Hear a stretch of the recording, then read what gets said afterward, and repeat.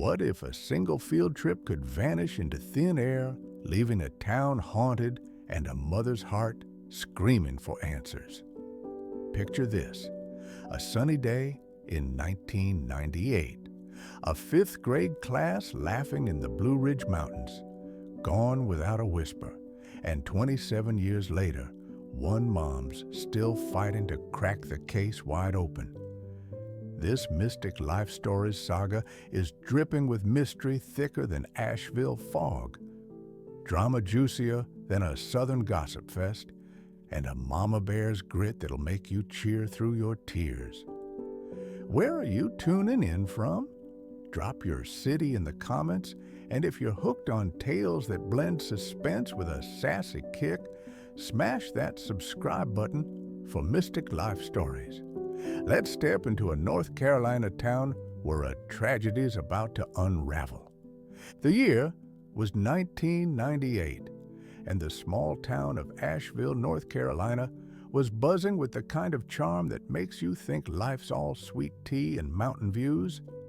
That is, until an entire fifth grade class, 25 kids, bright-eyed and backpack-toting, disappeared without a trace during a field trip to the Blue Ridge Mountains. No screams, no tracks, no nothing, just a ghost story that left the town reeling like it'd been sucker punched. The cops zeroed in on the teacher, Mr. James Carter, a nervous guy with a clipboard who swore he'd just turned his back for a second. But with no bodies, no clues, and no evidence, the case went colder than a January creek, leaving whispers of a cover-up swirling like leaves in the mountain wind. Asheville tried to move on, but the mystery clung to its bones, a wound that never healed. Enter Sarah Mitchell, the mother of 10-year-old Emma, one of the missing kids, whose heart was a battlefield of grief and grit. Sarah wasn't the type to knit scarves and call it closure. She was a bulldog with a photo of her pigtailed girl taped to her fridge, chasing answers like they were the last bus out of town. Her days were spent combing old files, her nights haunted by Emma's giggle. Then, a bombshell.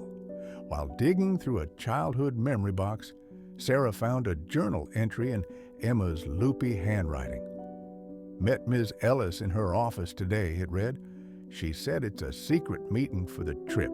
Don't tell. Ms. Ellis was Principal Margaret Ellis, the school's iron-fisted leader, and this note was a red flag flapping in Sarah's face. Why was the principal sneaking around with a kid the day before the class vanished? Sarah's gut screamed there was more to this than a lost trail. The story kicks off on the 27th anniversary of the disappearance, October 2025, in a quiet Asheville park, where Sarah lights a candle at Emma's memorial, the mountain air heavy with grief and the scent of pine. Her eyes, red but fierce, trace the names etched on the stone: Emma, Lily, and 23 others.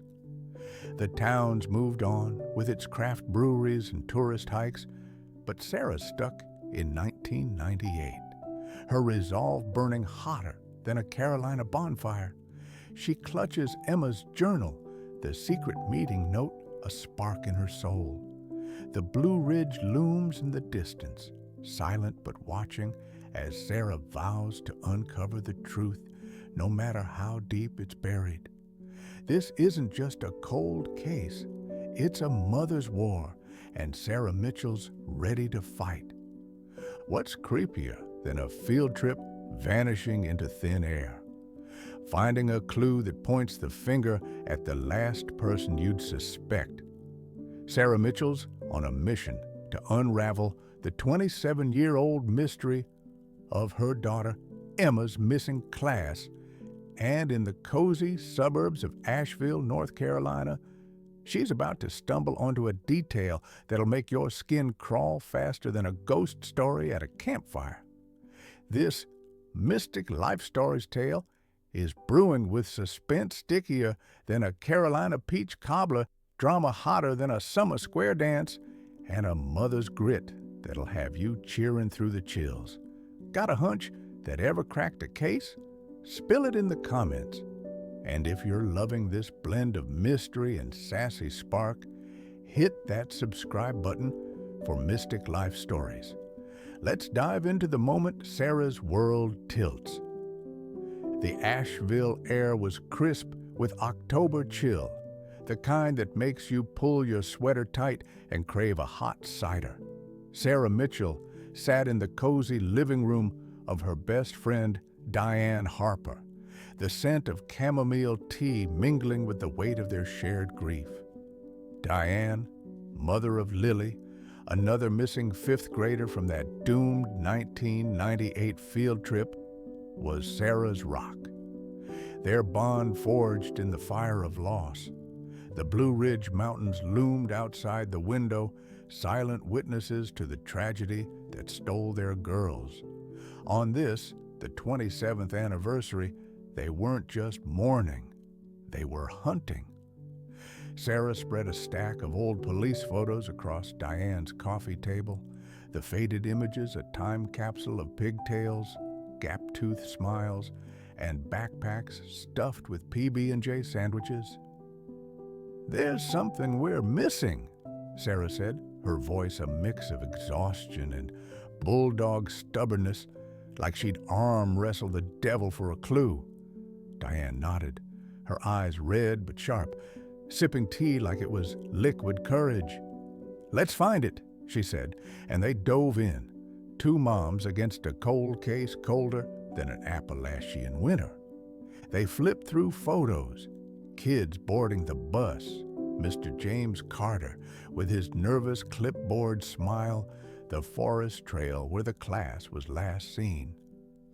Sarah's fingers paused on a class group shot, her breath catching like she'd tripped over a root. "Wait a sec," she muttered, squinting at the background. There, half hidden by a kid's oversized backpack, was Principal Margaret Ellis, her sharp features unmistakable as she adjusted a student's strap.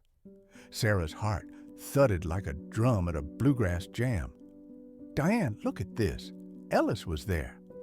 Diane's teacup clinked against the table, her eyes wide. No way. The report said it was just Carter and that aide. The official story had been clear. Ellis stayed behind running the school, not traipsing through the mountains. This photo was a crack in the case big enough to drive a pickup through. Sarah's mind raced. Why was the principal, Asheville's queen bee, lurking at a field trip she wasn't supposed to attend? Then came the kicker that turned Sarah's suspicion into a 5-alarm fire. While rifling through the police files, a yellowed scrap of paper slipped out, covered in Emma's loopy 10-year-old handwriting. Sarah's hand shook as she read it aloud. "Ms., Ellis said, don't tell anyone about the special bus." The words hit like a lightning bolt in a Carolina storm. Diane gasped, her tea forgotten. "Special bus? What the heck does that mean?"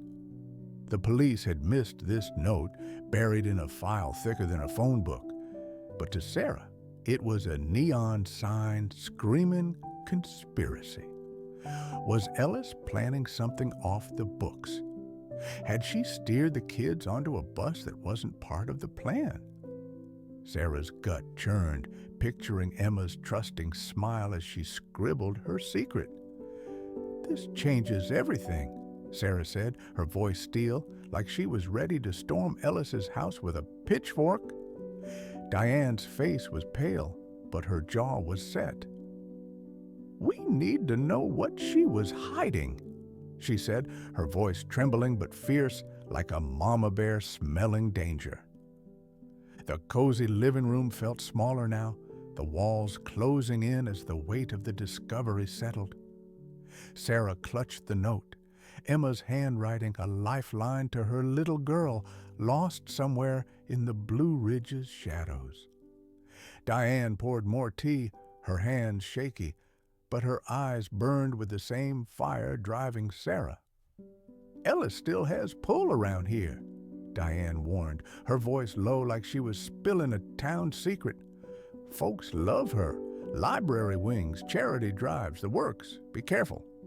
Sarah nodded, but careful wasn't in her playbook. She was a mom on a mission, and that special bus note was a map to answers she'd been chasing for 27 years. The police photos, once just painful relics, were now a treasure hunt, and Ellis's face in that shot was the X marking the spot. Sarah's mind flashed to Emma's journal, the secret meeting with Ellis the day before the trip. 2 clues, 2 red flags, and a principal who'd been dodging the spotlight for decades. The Asheville suburbs outside Diane's window were quiet. Kids biking past, leaves crunching underfoot. But Sarah felt like she was standing on a fault line. The Blue Ridge Mountains loomed in the distance, their beauty hiding the ugliness of that 1998 day. She and Diane locked eyes, their shared loss now a shared purpose. "We're not stopping," Sarah said, her voice a vow, like she was swearing on Emma's memory. Diane nodded, her teacup steady now.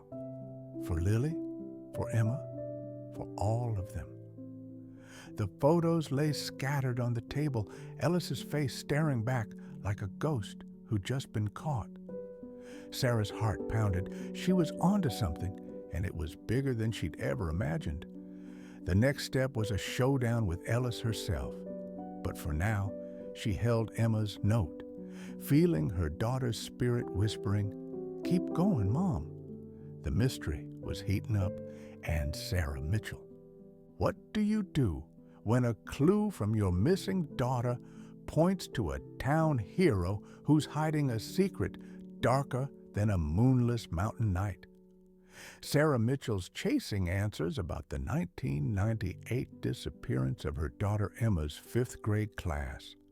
And in Asheville, North Carolina, she's about to kick over a hornet's nest that'll sting worse than a Carolina wasp. With a cryptic note and a shady photo already rocking her world, this mystic life stories saga is brewing suspense stickier than molasses, drama hotter than a honky-tonk jukebox, and a mom's grit that'll make you laugh and cry in the same breath. Ever confronted someone and felt the truth squirming just out of reach? Spill it in the comments. And if you're hooked on this roller coaster of mystery and sass, smash that subscribe button for Mystic Life Stories. Let's follow Sarah as she hunts for the truth. The Asheville sun was dipping low, painting the Blue Ridge Mountains in hues of gold and shadow. But Sarah Mitchell's mind was a storm cloud, churning with the clues that had turned her grief into a mission. Emma's journal entry about a secret meeting with Principal Margaret Ellis and the cryptic special bus note found in police files were like puzzle pieces that didn't fit the official story of the 1998 class disappearance. Sarah wasn't just a grieving mom anymore. She was a bloodhound with a scent, and Ellis, Asheville's retired queen bee, was her target. Diane Harper, her best friend and fellow bereaved mother of Lily, had warned her about Ellis's clout, library wings named after her, charity galas in her honor. But Sarah wasn't here to sip sweet tea and play nice.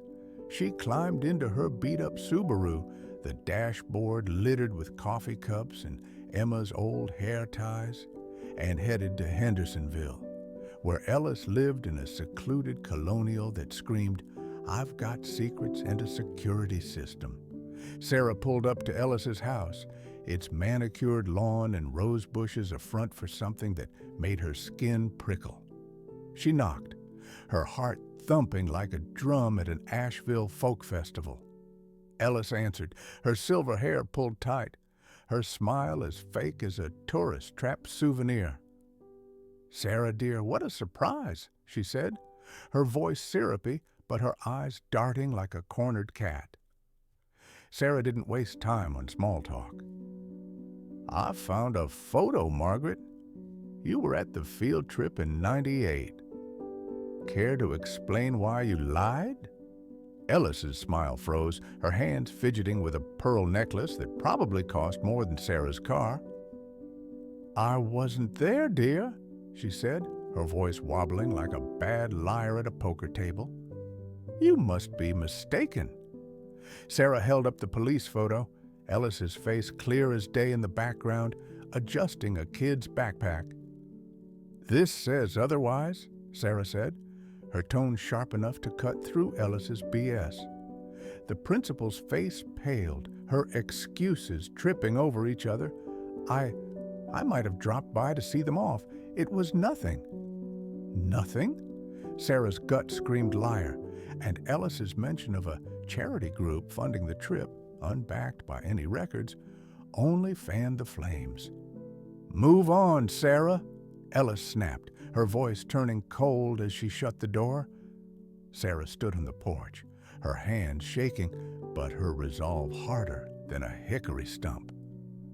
"Not a chance," she muttered, already planning her next move.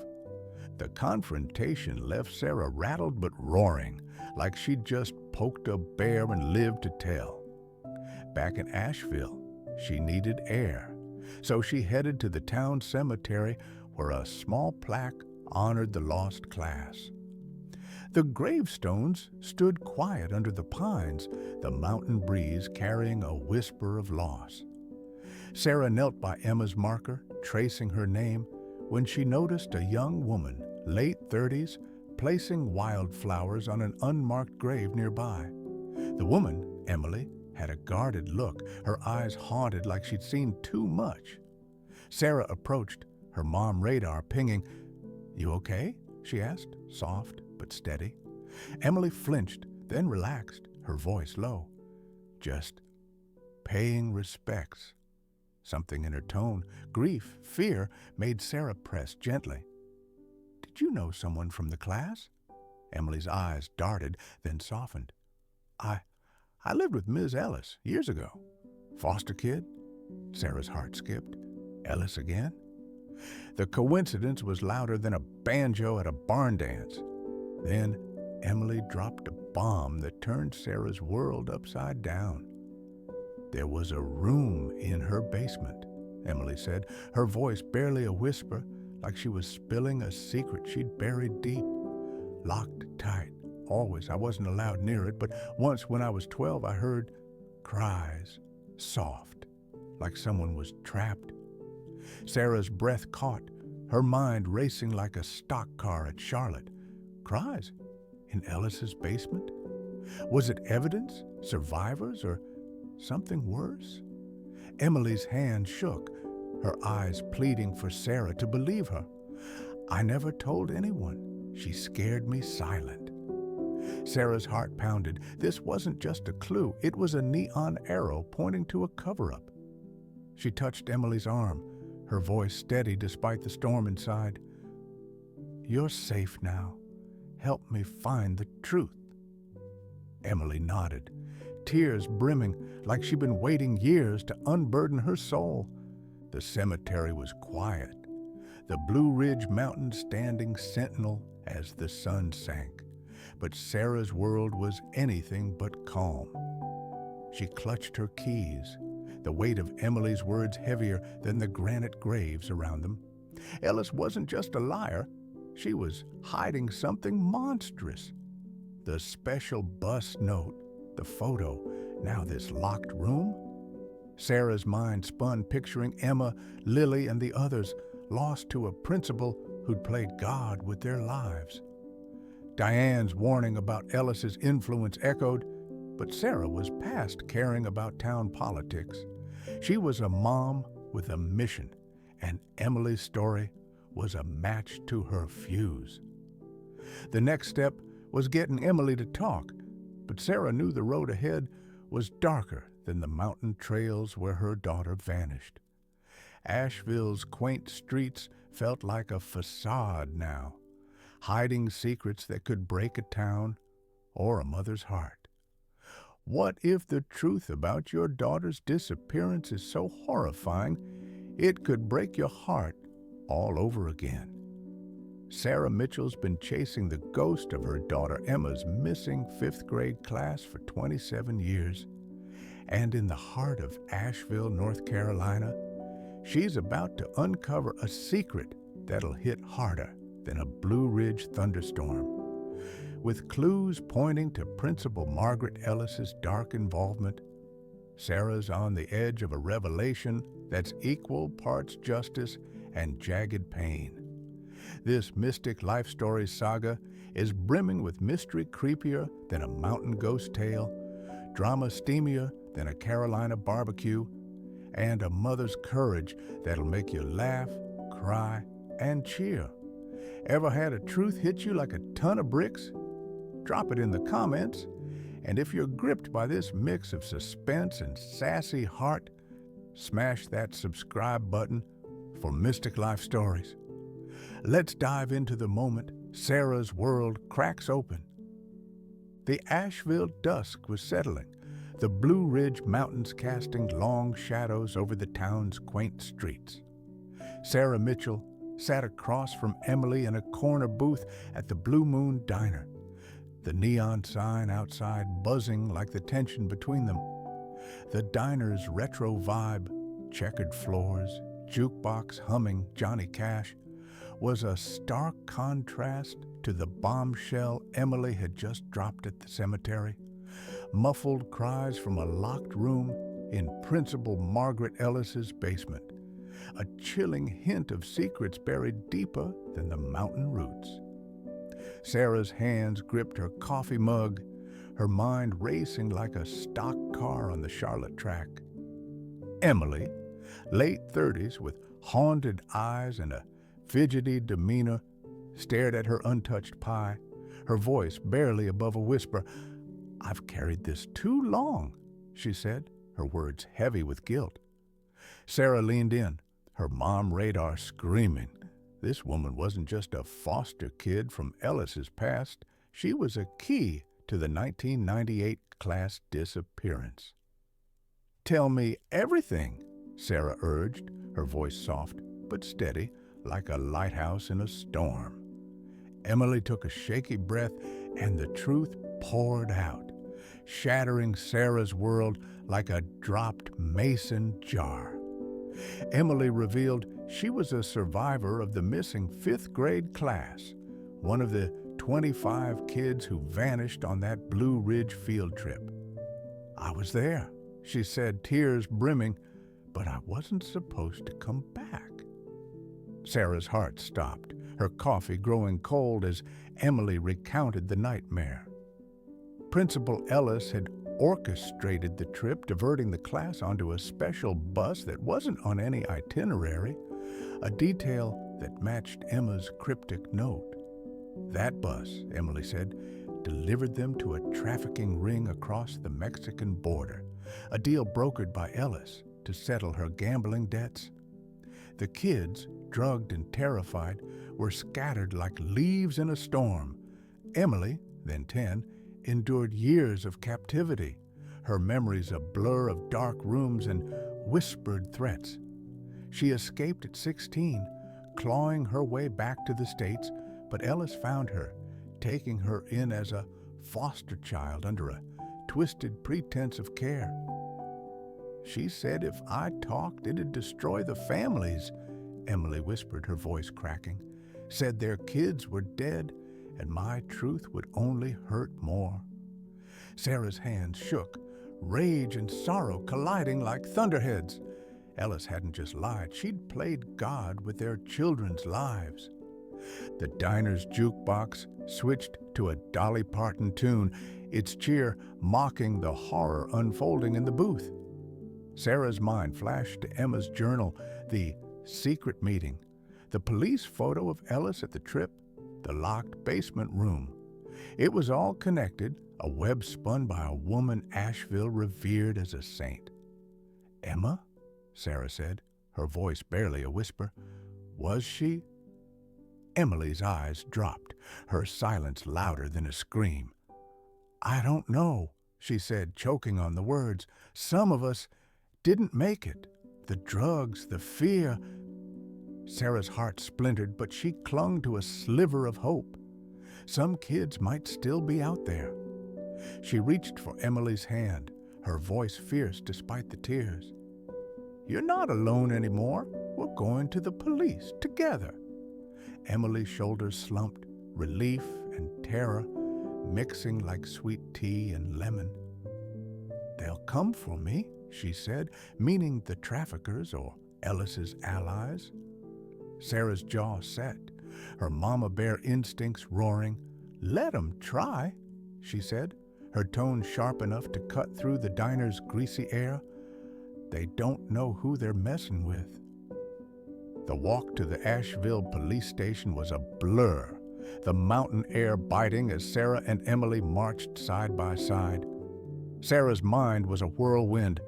Ellis's fake smile, the special bus note, Emily's cries from the basement.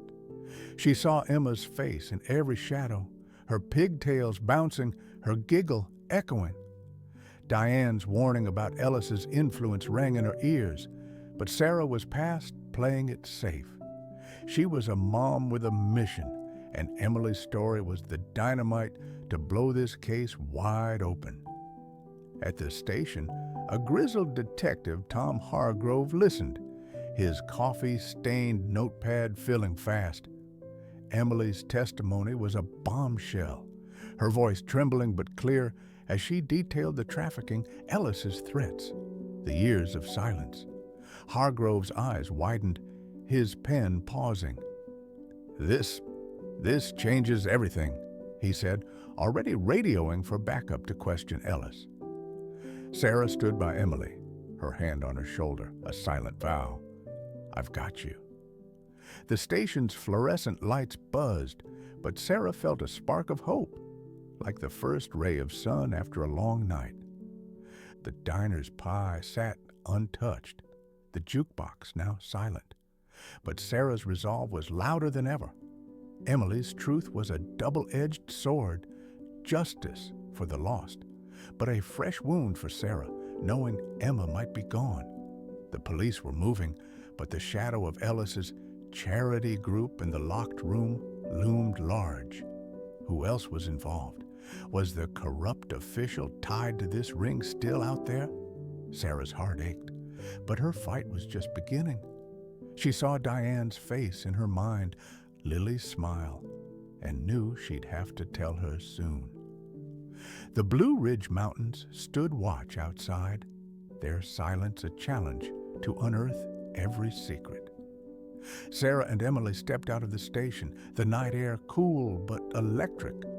The truth was out, but the battle was far from over, and Sarah Mitchell was ready to burn the house down to find her daughter's fate.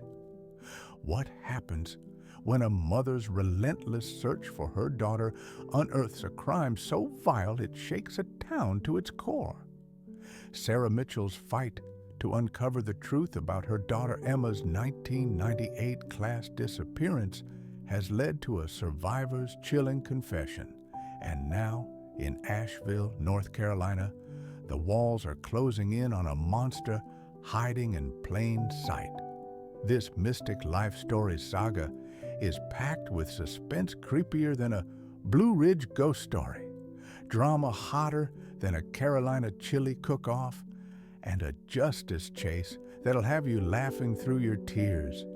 Ever seen a villain get their comeuppance? Drop it in the comments, and if you're hooked on this roller coaster of grit and heart, smash that subscribe button for Mystic Life Stories. Let's watch Sarah bring the hammer down. The Asheville police station was a hive of activity, its fluorescent lights buzzing like the tension in the air.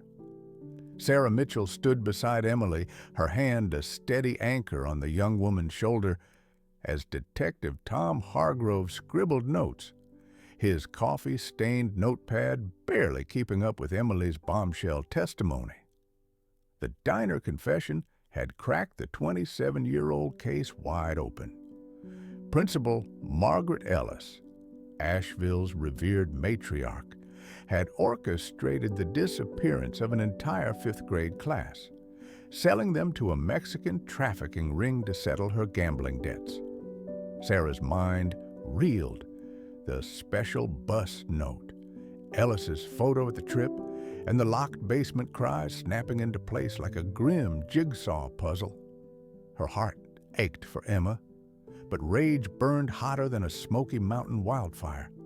She wanted Ellis in cuffs, spilling every ugly truth. Hargrove's radio crackled, his voice sharp. "Get a unit to Ellis's place in Hendersonville now." Sarah locked eyes with Emily, her mama bear resolve roaring. "We're ending this," she said, her tone sharp enough to slice through the station's chaos.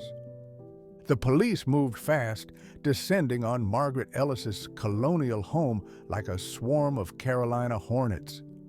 Sarah and Emily waited at the station, the clock ticking like a bomb. Hargrove returned hours later, his face grim but triumphant. "We got her," he said, tossing a file on the desk. Ellis was in custody, her polished facade shattered as she was led away in handcuffs, her pearl necklace glinting mockingly under the squad car's lights. In a stark interrogation room, Ellis crumbled like a stale biscuit, her confession spilling out under Hargrove's relentless questions. Buried in gambling debts, hundreds of thousands owed to shady bookies, she'd struck a deal with a trafficking ring. The 1998 field trip was a setup. The special bus, a one-way ticket to hell for 25 kids, including Emma and Lily. "I didn't mean for it to go so far," Ellis sobbed, her voice a pathetic whine. "I just needed the money." Sarah, watching through a one-way mirror, clenched her fists, her nails digging into her palms. "You sold my daughter," she whispered, tears streaming, but her voice steel. The truth was a knife to the heart. Hargrove's report confirmed the worst. Emma, Sarah's daughter, and Lily, Diane's daughter, had died from a drug overdose during the abduction, their small bodies discarded like trash by the traffickers. The words hit Sarah like a sledgehammer, her knees buckling as she gripped Emily's hand. "They're gone," she choked, the diner's hope of survivors snuffed out like a candle in a storm. Emily's eyes welled, guilt etched on her face. "I should have spoken sooner," she whispered, but Sarah shook her head, fierce despite her grief. "You did enough. You gave them justice." The fates of the other 23 students remained a question mark. Some might still be alive, lost in the trafficking underworld, a bittersweet thread of hope tangled with dread. Hargrove promised to keep digging, but for Sarah and Diane, the confirmation of their daughters' deaths was a wound that bled fresh, even as it paved the way for healing. Sarah drove to Diane's Asheville suburb, the Blue Ridge Mountains a silent backdrop to her heavy heart. Diane opened the door, her face crumpling as Sarah shared the news.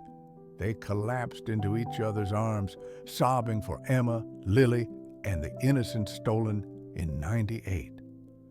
"We know now," Sarah said, her voice raw but resolute, like a tree standing tall after a hurricane. Diane nodded, wiping tears. "They're not just missing anymore. We can honor them." The living room, once a war room for police photos, became a sanctuary of shared grief. The chamomile tea cold, but their bond unbreakable. Sarah thought of Emily, now safe in witness protection, her courage the spark that lit this fire. The town was reeling. Headlines screamed, "Principal's trafficking scandal shocks Asheville." And locals gathered at the Park Memorial, whispering about Ellis's betrayal. Some clutched candles, others shook their heads, the town's trust in its saint shattered like a dropped mason jar. The police station's hum faded, but Sarah's fight didn't. She and Diane vowed to honor their daughters, planning a scholarship fund in Emma and Lily's names to help kids chase their dreams. Sarah's mind lingered on the corrupt official tied to the trafficking ring a Shadow Hargrove was already chasing. Was he the same figure behind her uncle's accident? The question gnawed like a splinter, but Sarah pushed it aside for now, focusing on the truth she'd won. Asheville's quaint streets felt raw, their charm tainted by Ellis's crimes. But Sarah saw hope in the candlelit vigils, the locals demanding answers. She stood by Emma's memorial, the mountain air cool but alive with purpose. "I'll keep fighting, baby," she whispered, her voice a vow to the stars. Diane joined her, their hands clasped, two mothers against a broken world. The diner's neon sign flickered in Sarah's memory, Emily's pie still untouched, a symbol of the pain they'd all carried. The Blue Ridge stood sentinel, their secret spilling at last. Sarah's victory was justice, but the cost was a fresh scar. Emma was gone, but her memory would burn bright. The trafficking ring's reach loomed, a battle for another day, but Sarah was ready. Her heart a furnace of love and fury. Asheville would never be the same, and neither would she. What if uncovering the truth about your child's fate leaves you with peace, but a fire that won't quit? Sarah Mitchell's 27-year battle for answers about her daughter Emma's 1998 class disappearance has exposed a monstrous crime in Asheville, North Carolina, but the scars and shadows linger like a Blue Ridge fog. This Mystic Life Stories saga weaves mystery creepier than a mountain moonshine still, drama thicker than a Carolina biscuit, and a mother's love that'll make you laugh, cry, and fist pump for justice. Ever found closure that sparked a new fight? Drop it in the comments. And if you're hooked on this tale of grit and heart, smash that subscribe button for Mystic Life Stories. Let's see how Sarah turns grief into a legacy. The Asheville night was alive with stars, the Blue Ridge Mountains standing guard, as Sarah Mitchell and Diane Harper stood beneath a sprawling oak in a quiet park. It was a week after Principal Margaret Ellis's arrest, and the town was still reeling from her confession. She'd sold an entire fifth-grade class to traffickers to settle gambling debts, a betrayal that shattered Asheville's cozy charm. Sarah and Diane, their hearts broken by the confirmation of Emma and Lily's deaths, held a memorial under the starry sky, the air heavy with grief and the scent of wildflowers. They planted a sapling for the lost class, its roots a symbol of their daughter's enduring light. Sarah traced Emma's name on the memorial plaque, her voice soft but fierce. "We know now, baby," she whispered, tears falling like rain. Diane squeezed her hand, her eyes red but resolute. "They're with us, always," she said, her voice a vow. The crowd, locals, families, even strangers, lit candles, their glow a quiet rebellion against the darkness that had stolen 25 kids in 1998. Sarah's heart was a battlefield, peace warring with purpose. The truth about Emma and Lily's overdose deaths was a knife, but it was also a key, unlocking a path to healing. Emily, the survivor whose testimony brought Ellis down, was now safe in a witness protection program, her scars deep, but her spirit buoyed by Sarah's support. Sarah had become her anchor, promising to help her rebuild a life stolen by traffickers. "You're family now," Sarah had told her mom radar extending to a woman who'd carried their pain alone. The Asheville police, led by Detective Tom Hargrove, reopened the case, reaching out to other victims' families with renewed hope. Some students might still be alive, lost in the trafficking web, a thread of possibility that kept Sarah's fire burning. Hargrove's team was also chasing the corrupt official tied to the ring, a shadow linked to the accident that killed Sarah's brother-in-law, Emily's foster father. The mystery wasn't over, and Sarah sensed a bigger fight looming, like a storm gathering over the mountains. Sarah and Diane channeled their grief into action, launching a scholarship fund in Emma and Lily's names to send Asheville kids to college. At the memorial, they announced it to the crowd, their voices steady despite the tears.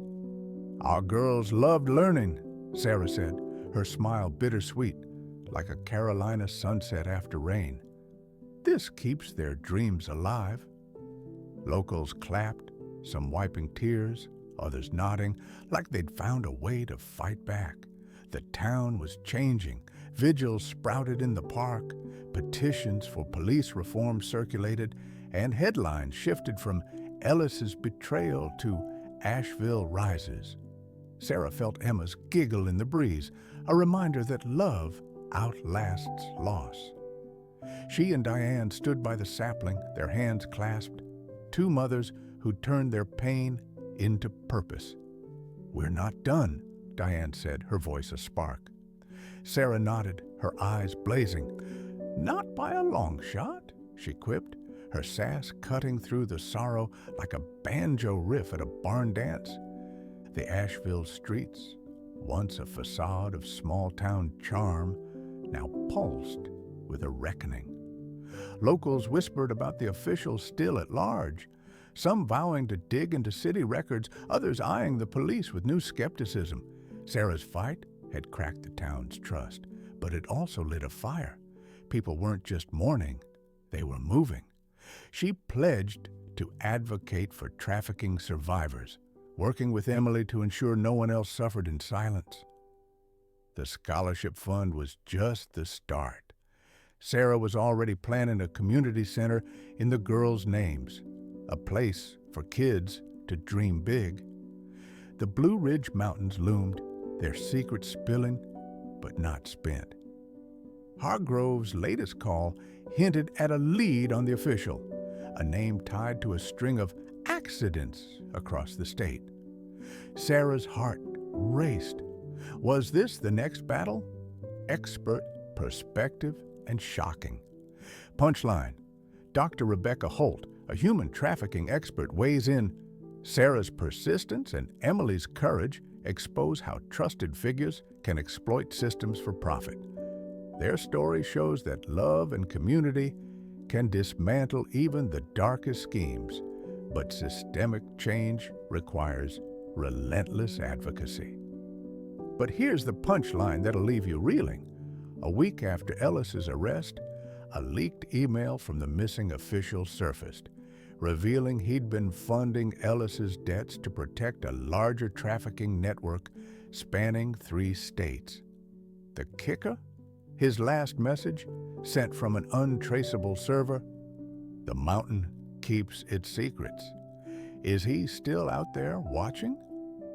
Call to action. Share Sarah's story to demand justice. Every voice chips away at silence. Comment: how can we protect kids from hidden predators? Subscribe to Mystic Life Stories for more tales that inspire, challenge, and ignite change. Let's keep the fight alive.